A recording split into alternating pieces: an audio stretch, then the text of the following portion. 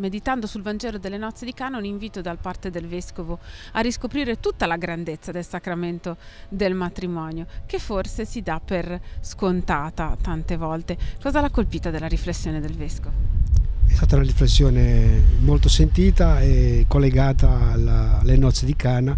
Mi è piaciuto molto perché è una lettura che è molto coerente col discorso della fede degli sposi, ecco.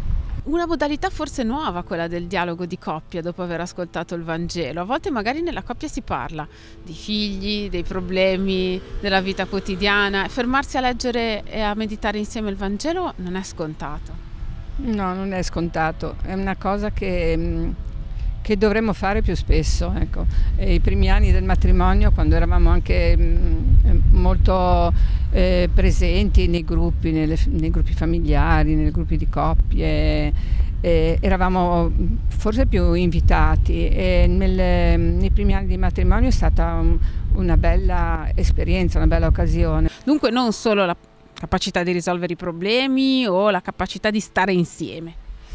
No, e avere comunque sempre un appoggio in Gesù, e mi è piaciuto anche il riferimento alla comunità e che il matrimonio cristiano comunque ha sempre questo riferimento all'appoggio, alla presenza di Gesù, però anche questo tessuto di comunità che dovrebbe comunque sempre sostenere. Credo che in generale aprirsi a un qualcosa che viene da fuori possa solo che portare aiuto e nutrimento, quindi poi rifarsi al Vangelo credo che sia assolutamente positivo nella vita di tutti i giorni, anche se con tutte le cose ci sembra sempre di essere con l'acqua alla gola, ma trovare il momento poi forse ti dà quel respiro che ti permette di fare meglio il resto.